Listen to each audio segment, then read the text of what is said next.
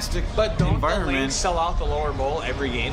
Yeah, but At Target Center? yeah, but that's Guess what? That's about a little less than 20,000, guys. no, it isn't. no, it's not. It's probably about 10. It's like you sell 10. out the entire Target Center. That's less than That's 20,000. 19. Yeah. My numbers are wrong. I apologize. So, but I guess my point is so far a year and a half, the support for Minnesota United has been good. I don't think anybody here would disagree with that. No, you're right. I think David, here's what the you're thing. saying is you're a little bit worried about the future, the next year or 2 or 3 or 5. But here's the thing. That's what you're worried about. Who is going to want to play here in the cold? That's what it comes down to. Schweinsteiger, great human being, World Cup champion, went to Chicago. He's played Chicago. Who's going to want to come here and play in the cold? We've talked about this, Sterling. Okay, when Schweinsteiger went to Chicago, we're like, oh, that's hope. Who's going to want to come here? Germans. What? Germans, maybe. Norwegians. They at least have an understanding of cold. Hey, Norwegians. We had an easy easy have a money. Norwegian, and he sucked. All right, But let's wrap this up, guys, because it's been too long on this. Yeah, we could rant. We could rant forever. Sterling and I love my have different. United. Sterling and I have different opinions about United's what they're going to do. Yeah, The fact You have is, the best crest in the league. okay. that's true. That's true. That's a fact. The fact Even is- Wallace said that. Best crest in sports. The fact is, we're both fans. We are all fans. We are all fans of the United. Minus John. Mine's John. United? Yeah. Yes, I took my United flag down for a month, All right, and it was going to go up tonight. Hey. Timeout. You're on I timeout. don't know. This is going off the rails. Let's have another Timeout. Another pencil. hider. Hyder. I think both of us have different opinions of what's going to happen in the next year. Yeah. I mean, you think that should be winning now. I think another year, half the year at least, should be. I'm telling you, if Heath doesn't make a move in the next half a year, But Tony, he's gone. I still think it's not Heath. Sorry, that's my opinion. I'm done. It's not Heath. Okay, well, It's And Lagos. I'm gonna. Yes, I completely Thank agree. you. It's Manning.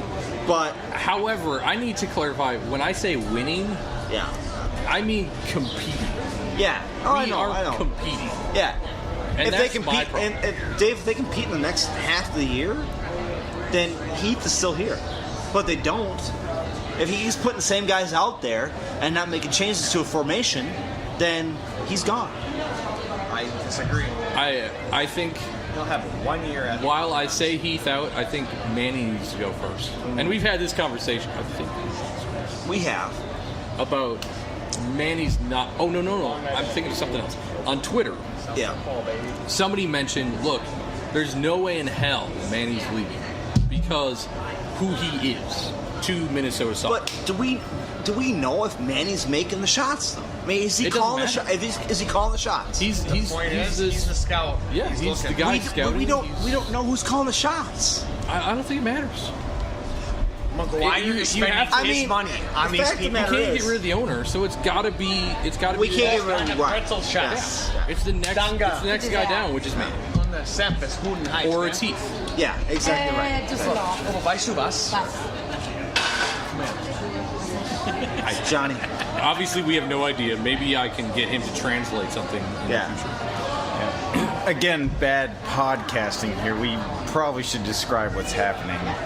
Johnny's talking to the owner of Biergarten Germania, who's a nice lady, and Just dropped off a She dropped off a gigantic pretzel the yeah, size of Nell's head. it's a great place. to bigger eat. than my forearm, I think, actually. It's Which awesome. also, again, bad podcasting. No one knows what Nell's head looks like. It's normal size. I just used him as a So description. let's go back to the World Cup Yeah. Oh, yes. because there's a lot to talk about. Yeah. Mexico's in the driver's seat in that group. Absolutely. The game we just watched. Germany needs a win next week. I mean, they could get a tie. Technically, they could lose. They but- could. Well, exactly right. Well, am I right? Yeah, technically, because Sweden and Mexico are both on 3 points. Well, let's talk about the big picture in this whole World Cup thing. The teams that were supposed to be good have not been playing well at all. No. Who's your? Let's go around the table here. Who's your biggest disappointment? We'll start with Tony. Well, I think Argentina's the biggest. That's a good one. Absolutely. Messi. I mean, come on. I mean, and biggest moment, that missed penalty kick. That was. you missed. I mean, come on. Messi's supposed to be the greatest player in the world, next to Ronaldo. Especially after, good point, you brought up Ronaldo. Ronaldo had the game of his World Cup, maybe, arguably. Scored 3 goals, never mind. Awesome game, and then literally the next day, Messi came up with kind of a dud. Missed that PK. Good one, Tony. I mean, it's got to be Argentina. It has to be. Yeah, I don't. I'm going to struggle to come up with a better one. Better answer. Is there anybody else? I mean, sorry. Just in what I've watched and from what I would say I've come to expect from Germany, their play has not Germany's been great. been not. Their play has not been. I mean, today's game, lots of opportunities, lots of great opportunities. They could have been up. They could have been 3-0. A lot of missed. Well, I mean, the percentages there are pretty bad in their regard, but they show 26. They're still an exciting team to sit there and watch. I mean, they were on the offense majority of the game. I mean, they really were until they had to race back and defend. But they just didn't. They're not as exciting as I remember watching, and I guess that's my biggest, other than U.S. not being there. You know, I mean, I think, I'd piggyback that saying the U.S. is obviously the biggest disappointment, not being there. But as of now, Italy is a bigger disappointment. no one cares about Italy other than you. Shut up, Davis. In the current tournament, I would almost go with Nels with Germany. And Germany's been. It's been crazy. I mean, the Mexico game. Mexico got on counterattack, got the 1 goal, and then just sat. Right. Okay. And that's exactly what Sweden did. They did the same thing. Yep. And obviously overall with Argentina being who they are, they're definitely an incredible disappointment. But I think I agree with Nels in the fact that Germany had how many opportunities. I pointed out at least twice in the game that one possession they had 3 shots on goal. They did. They couldn't put it in. Yeah, I know. And so that's a pretty big disappointment for a team of their caliber. It's who they are, that they can't be just walking all over these teams when every stat line shows that they should be, but then when you see the final scoreline, it's like, what the hell is happening? Stevens, what do you got? Well, I hate going last, but that being said, you guys brought them up. It's either Germany or Argentina as far as biggest disappointments, because they're both big-time players in the World Cup on the international soccer team. But I would say I'm going to have to lean with I'll go with Nels and say Argentina, only because I'm sorry. I'll go with Tony. I'll agree with Tony and say Argentina, only because I think Germany has the best chance of advancing at this point where we sit right now. So Argentina, who knows? We might be talking 2 weeks from now, and it could be a German-Argentinian final, and here we are. But I would say Argentina because they're in the biggest hole. But I'm going to say this though, I don't remember a World Cup that's been like this where your top teams have had so many issues. Argentina, Brazil, Germany. Brazil. All of them have had issues. Brazil has scoring points and getting off the schneid. You know what I mean? I mean, it's been a bad deal. You know, I agree. I think when you look at the overall tables, the fact that Russia leads Group A is just I know. It's nuts. And Group B doesn't surprise me at all.